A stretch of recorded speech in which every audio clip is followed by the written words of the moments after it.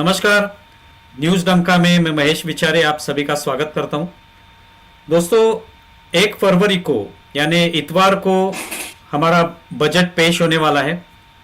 हमारी जो वित्त मंत्री है निर्मला सीतारमण, वो संसद में ये बजट पेश करेंगी। तो जब बजट पेश होता है तो स्वाभाविक तौर पे पूरे देश भर में उसकी चर्चा होती है कि बजट में किस तरह के प्रावधान किए जाएंगे, आम आदमी को क्या मिलेगा। ऐसे बहुत सारी बातें जो होती है वो उसके ऊपर चर्चा होती रहती है।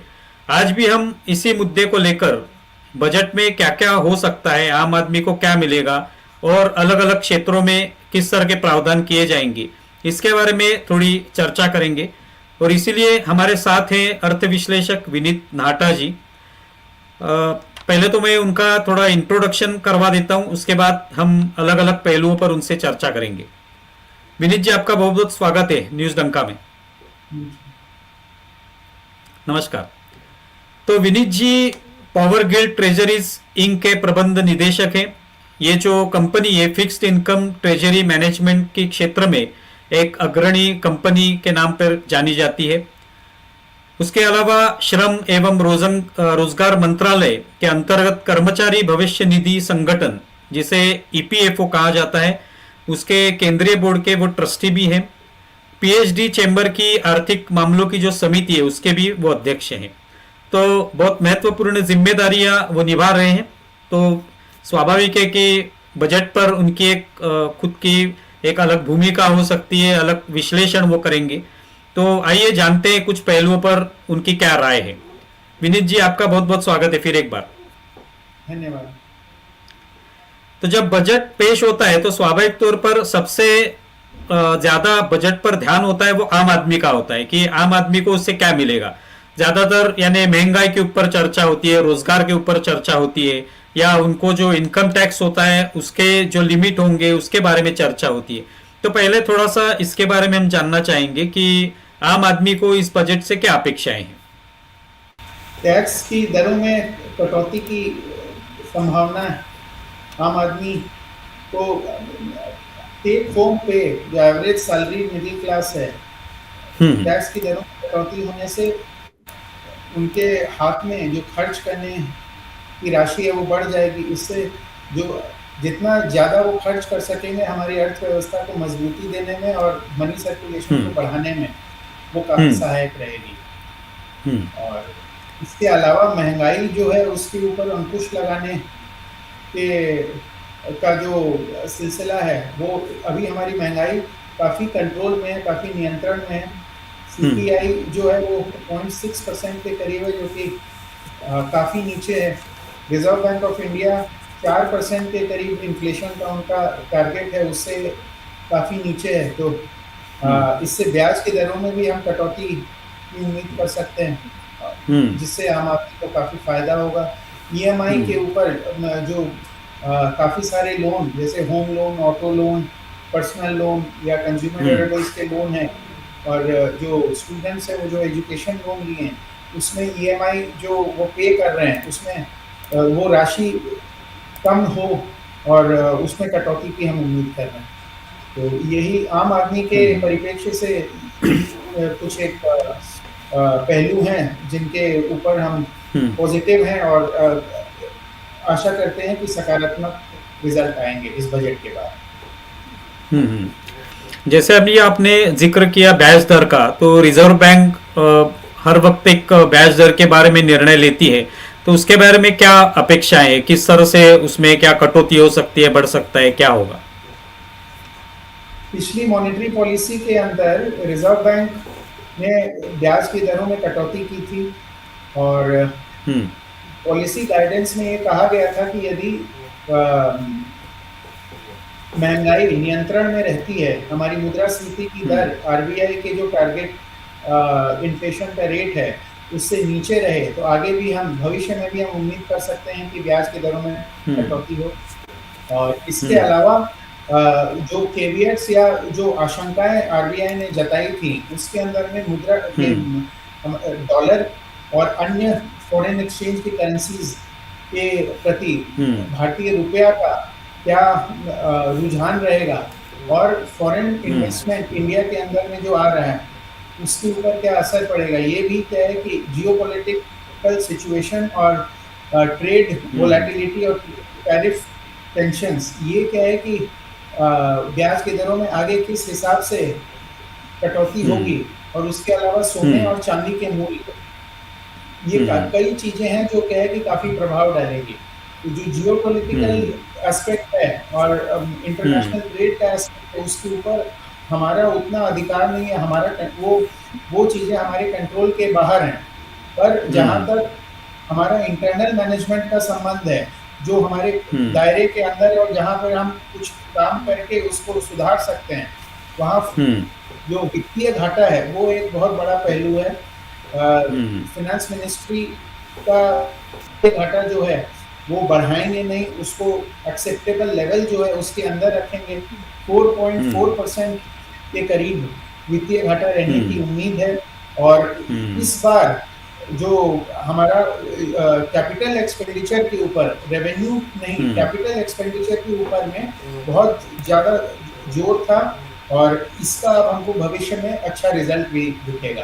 तो वित्तीय हम्म घाटा यदि न बढ़े, उस परिप्रेक्ष्य में ब्याज की दरों में आगे कटौती की संभावना अभी भी क्या है कि उम्मीद है कि हम भविष्य में देख सकते हैं। हम्म। अभी आपने जिक्र किया था कि जो जियोपॉलिटिकल सिचुएशन है, जिस तरह से हम देख रहे हैं कि अमेरिका अलग अलग निर्णय रोज लेता हुआ नजर आ रहा है, और दूसरी बात अलग अलग जगहों पे जंग शुरू है, कहीं ना कहीं टैरिफ लगाए जा रहे हैं, उसकी धमकियां भी दी जा रही है। तो ऐसे स्थिति में कहीं पे रुपया और डॉलर, इन दोनों के बीच में एक संघर्ष भी शुरू है।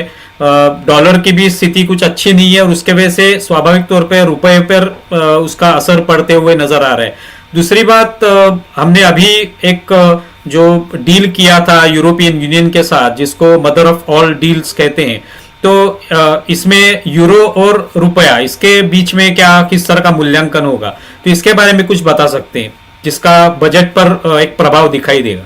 फॉरेन करेंसीज के क्षेत्र में पिछले एक वर्ष में डॉलर लगभग 6.5% के करीब मजबूत हुआ है, जबकि डॉलर इंडेक्स वो लगभग 11% टूटा है। हम्म इफेक्टिवली डॉलर रुपए के मुकाबले लगभग 16.5% डॉलर हम्म मजबूत हुआ है रुपए के मुकाबले। हम्म अगर हम्म हम यूरो की बात करें तो यूरो पिछले एक साल में लगभग 20% के करीब मजबूत हुआ है रुपये के हम्म मुकाबले, और पाउंड वो लगभग 14% के करीब में मजबूत हुआ है।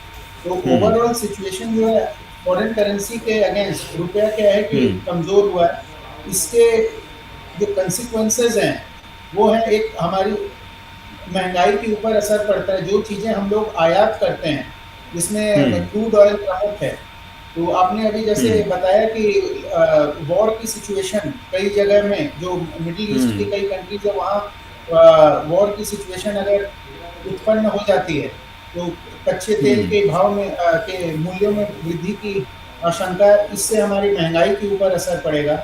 और दूसरा, फॉरेन हम्म करेंसी इसका आउटफ्लो हम्म चूंकि स्टैग्नेंट है, तो उसके ऊपर भी क्या हम्म है कि रुपया और गिरता हुआ नजर आता है, यदि जो नेगेटिव एलिमेंट्स हैं इकोनॉमी के वो यदि हम्म प्रभावी हो जाए जियोपॉलिटिकल हम्म टेंशन के कारण। इसके अलावा सोने चांदी के जो भाव हैं उसके अंदर में इतनी हम्म वोलेटिलिटी है। एक एक हम्म पिछले कुछ महीने एक तरफा तेजी दिखी, और कल हम्म अचानक से काफी गिरावट आ गई।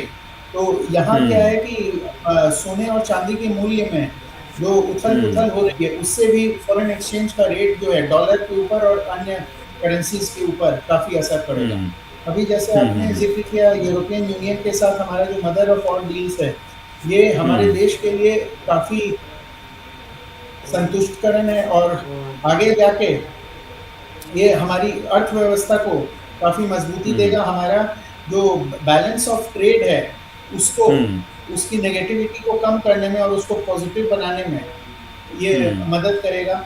और एक चीज और जो अच्छी हुई है वो ये है कि हमारे देश का जो सॉवरेन डेट है, हमारे हम्म इंडियन गवर्नमेंट सिक्योरिटीज, उसमें यूरोपियन यूनियन के जो कई इकोनॉमीज हैं और उनके सेंट्रल बैंक्स हैं, उनका हम्म निवेश भविष्य में आने की संभावना प्रबल हो गई है। एक hmm particular ease of doing transaction in foreign hmm exchange with hmm Indian banks. इसके लिए एक अलग प्लेटफॉर्म बनाने का प्रावधान किया गया है, जिससे विदेशी निवेश हम्म पर्टिकुलरली यूरो की करेंसी में हमारे इंडियन गवर्नमेंट सिक्योरिटीज के अंदर में आने हम्म की संभावना है। इससे फॉरेन एक्सचेंज के ऊपर भी असर पड़ेगा और हमारे देश में लिक्विडिटी क्रंच जो हम्म है उसको सुधारने में भी ये काफी मदद करेगा। हम्म। आपके अभी आपने जो जिस तरह का विश्लेषण किया उसमें एक दो बार जो आपने कहा सोने और चांदी के रेट्स के बारे में, जो कि आम आदमी से जुड़ा हुआ है, भले ही वो जियो पॉलिटिकल उसका संबंध भी आज दिखाई देता है, लेकिन आम आदमी को आज ऐसे लग रहा है कि जितने स्तर पर चांदी बढ़ रही है या सोने का भाव बढ़ रहा है, तो वो आम आदमी को उसकी खरीदी बिक्री में भी उसके बारे में वो सोच रहा है। तो ऐसी परिस्थिति में इस बजट में ऐसे कोई इंतजाम किए जा सकते हैं जिससे उस पर नियंत्रण आ सके और आम आदमी को कहीं ना कहीं उसका दिलासा मिले। सोने और चांदी के अंदर में निवेश आम आदमी यदि करता है, उसका एक पर्पस रहता है, या तो खुद के कंजम्पशन के लिए, या फिर हम्म उसका यूज जो है चिल्ड्रंस मैरिज के दौरान ज्वेलरी हम्म बनाने के लिए। ये दो मेन प्रमुख उद्देश्य क्या है कि रहते हैं सोने और चांदी में निवेश के। हम्म अभी थोड़े दिन पहले सॉवरेन गोल्ड बॉन्ड एक बहुत अच्छा विकल्प था, हम्म जहां जो रिटेल इन्वेस्टर है वो सोने के अंदर में निवेश कर सकता था। तो वो हम्म सॉवरेन गोल्ड बॉन्ड अब डिसकंटिन्यू हो गए हैं। अब हम्म अभी जो इंस्ट्रूमेंट्स अवेलेबल हैं, हम्म वो हैं, एक गोल्ड ईटीएफ है, एक्सचेंज हम्म ट्रेडेड फंड, इसके अलावा गोल्ड म्यूचुअल फंड और फिजिकल गोल्ड। हम्म हम्म तो यहाँ जो long term capital gain tax है, उसके हम्म अंदर में जो होल्डिंग पीरियड है, उसकी अवधि ईटीएफ के क्षेत्र में 1 साल है, और बाकी दो जो हैं आपके फिजिकल गोल्ड और इसमें गोल्ड म्यूचुअल फंड्स, उसके हम्म अंदर में 2 साल है। तो इस हम्म बजट में हम ये उम्मीद कर रहे हैं कि ये जो 2 साल की अवधि है, इसको एट पार लाके 1 साल कर दिया जाए। इससे निवेशकों हम्म को काफी आसानी होगी। 1 साल बाद यदि वो बिक्री करते हैं, हम्म और उस पे जो मुनाफा होगा, उस पे हम्म वो long term capital gain tax की अवेल कर सकते हैं, और कम ब्याज की दरों में, नहीं, कम टैक्स के ऊपर में वो मुनाफा वसूली कर सकते हम्म। अभी ये बॉन्ड्स का आपने जिक्र किया, तो अभी हम लोग देख रहे हैं कि ग्रीन एनर्जी या इसके क्षेत्र में हम लोग ज़्यादा एक एक तरीके से सोच रहे हैं, हमारी सरकार ग्रीन एनर्जी के बारे में सोच रही है, उसके क्षेत्र जो है वो बढ़ाने की कोशिश हो रही है। तो एक ग्रीन बॉन्ड्स का जो विषय, एक नया विषय है जिसके बारे में चर्चा होती रहती है, उसके बारे में कुछ बताइए कि उसका इसमें क्या उससे क्या अपेक्षा हो सकती है, बजट में उसका क्या जिक्र हो सकता है। हैं। ग्रीन बॉन्ड साधारणतया वो प्रोजेक्ट जो नॉन पोल्यूटेड है, एनवायरमेंट फ्रेंडली है, और जिनसे कार्बन फुटप्रिंट कम होता है, कार्बन एमिशंस कम होते हैं, और वो पर्यावरण के प्रति एक सकारात्मक नजरिए की दृष्टि से हमारे आने वाले जनरेशन को हम safer, healthier, environment friendly planet दे पाए, हम्म उस दिशा के अंदर में ये पूरी की पूरी उनकी कार्यप्रणाली निर्देशित होती है। हम्म इन ग्रीन प्रोजेक्ट्स को बढ़ावा देने के लिए ग्रीन बॉन्ड्स इशू किए जाते हैं, जिनमें जो हम्म ब्याज की दर है वो नॉर्मल हम्म बॉन्ड से लगभग 0.3 या 0.5% के कम होती है। तो हम्म ये जो जो निवेशक हैं, उनको साधारण तौर पे जो ब्याज की दरें मिलती हैं, उससे वो कुछ परसेंटेज सैक्रिफाइस करके इन ग्रीन हम्म बॉन्ड्स को प्रोत्साहन देने के लिए, और क्लाइमेट चेंज, बायोडाइवर्सिटी और हम्म ग्रीन एनर्जी, इसकी तरफ लोग प्रेरित हों, उसके लिए कम ब्याज की इनकम, अपनी आय को का एक अंश सैक्रिफाइस करने के लिए वो तैयार है। इसको हम हम्म ग्रीनियम कहते हैं। यदि हम्म 7% नॉर्मल ब्याज की रेट है और ग्रीन बॉन्ड है, वो अगर 6.7% के ऊपर में भी इन्वेस्टर लेने को रेडी है, तो ये 0.3% ग्रीनियम रहता है। इसको ये हम्म ग्रीनियम कहलाता है। विदेशों में, पर्टिकुलरली यूएस और यूरोपियन मार्केट्स के अंदर में, ये ग्रीनियम पॉजिटिव है। हम्म अनफॉर्चुनेटली इंडिया के अंदर में ग्रीनियम नेगेटिव है। अभी जो ग्रीन हम्म बॉन्ड्स हैं वो ट्रेड हो रहे हैं 7.05 पे और नॉर्मल बॉन्ड्स ट्रेड हो रहे हैं 7% पे। ये मैं रिजर्व बैंक हम्म के सॉवरेन ग्रीन बॉन्ड्स की बात कर रहा हूँ। इसके हम्म कई कारण हैं जिसके वजह से जो निवेशक है वो उनका रुझान ग्रीन बॉन्ड्स के प्रति नहीं है। ग्रीन बॉन्ड्स से होने वाली जो आय है वो उनको आकर्षक हम्म नहीं लगती है। इस हम्म बजट में हम एक्सपेक्ट कर रहे हैं कि ये जो ब्याज की कमाई होती है ग्रीन बॉन्ड्स के द्वारा, हम्म उसके ऊपर में हम्म कंसेशनल टैक्स रेट लगे, वहां कुछ टैक्स की रिलीफ हो, ताकि ये हम्म बॉन्ड जो ग्रीन बॉन्ड के निवेशक है उनके लिए और आकर्षक बने और हम्म ज्यादा से ज्यादा लोग ग्रीन बॉन्ड के अंदर में निवेश करें, ताकि ये जो हम्म ग्रीन प्रोजेक्ट्स हैं जो पर्यावरण के लिए काफी सहायक हैं, हम्म इसका जोर से प्रचार प्रसार हो और लोग प्रेरित हों ग्रीन प्रोजेक्ट्स की ओर जाने के लिए। हम्म। बहुत अच्छी जानकारी आपने दी इसके बारे में। अभी एक जीएसटी का भी विषय है जो कि बजट में हर बार उस पर एक ध्यान दिया जाता है। और हमने देखा कि पिछले साल जिस तरह से नवरात्रि के बाद एक तरीके से जीएसटी कम कर दिए और उसका बहुत सारा फायदा आम लोगों को भी हुआ। तो इस जीएसटी का इस बजट में किस तरह का जिक्र होगा, किस तरह से उस पर ध्यान दिया जाएगा, क्या होने वाला है उसके बारे में? देखिए, ये बहुत महत्वपूर्ण अनाउंसमेंट जीएसटी के अंदर में पूरा का ये जो प्रक्रिया थी वो काफ़ी लंबी प्रक्रिया थी। वर्षों के बाद क्या है कि उन्होंने विश्लेषण करके और जीएसटी हम्म की रेट्स में कटौती की और वहाँ रैशनलाइज किया गया। तो चूंकि हम्म इस रैशनलाइजेशन का टोटल इम्पैक्ट अभी विजिबल नहीं है, उन्होंने जो बदलाव किए उसका इकोनॉमी के ऊपर में क्या असर पड़ा, ये पूरी कम से कम 6 महीने या 1 साल के बाद इसका पूरा का पूरा निष्कर्ष निकलता है। मुझे नहीं लगता है कि इस बार बजट के अंदर में जीएसटी के दरों के ऊपर में बहुत ज्यादा ये लोग कुछ फेरबदल करेंगे, क्योंकि ये अभी हाल ही में किया गया और ये बहुत मैसिव एक्सरसाइज था। तो जीएसटी के दिशा में मुझे लगता नहीं है कि ज्यादा कुछ होगा। हम्म। एक आखिरी सवाल मैं पूछना चाहता हूँ कि आप एक इतने सालों से इस क्षेत्र में काम कर रहे हैं, ये सब आर्थिक जो नीतियां हैं उसके बारे में आप जानते हैं और उसके बारे में आपका खुद का एक अलग विश्लेषण, अलग भूमिका होती है। तो इस बजट से आप क्या अपेक्षा रख रहे हैं?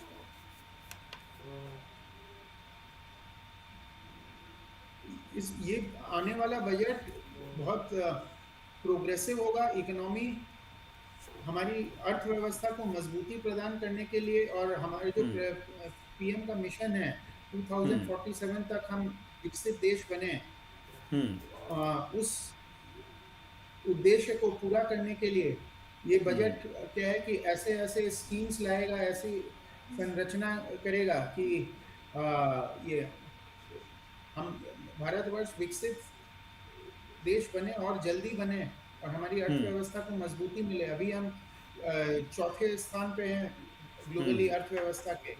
तो हम्म जल्दी हम क्या है कि जल्द से जल्द नंबर 1 पे कैसे पहुंचे, ये एक रोड हम्म मैप इस बजट से हम एक अपेक्षा कर रहे हैं। और इसके हम्म अलावा कई जो मुद्दे हैं, जैसे एक जियोपॉलिटिकल जो चैलेंजेस है हमारे सामने, जियोपॉलिटिकल हम्म चैलेंज है, टैरिफ वॉर हम्म है, उसके हम्म अलावा फॉरेन एक्सचेंज के अंदर में उथल पुथल है, इनसे हम्म हम कैसे काबू पा सकें, हम्म उस दिशा में भी क्या है कि हम कुछ एक्सपेक्ट कर रहे हैं। एक बहुत हम्म महत्वपूर्ण एरिया है जिसमें हम लोग आशा कर रहे हैं कि सरकार अच्छे सुझाव और स्कीम्स लाएंगी, वो है रेयर अर्थ मैग्नेटिक मिनरल। तो रेयर हम्म अर्थ में जिस प्रकार सोने चांदी के भाव में अत्यधिक बढ़ोतरी हुई, हम्म रेयर अर्थ मैग्नेटिक मिनरल जो है ये अगला सेक्टर है जहाँ पे क्या है हम्म कि जो बहुत अहम है। और प्राइम मिनिस्टर का क्रिटिकल मिशन मोड भी इस सेक्टर के ऊपर में केंद्रित है।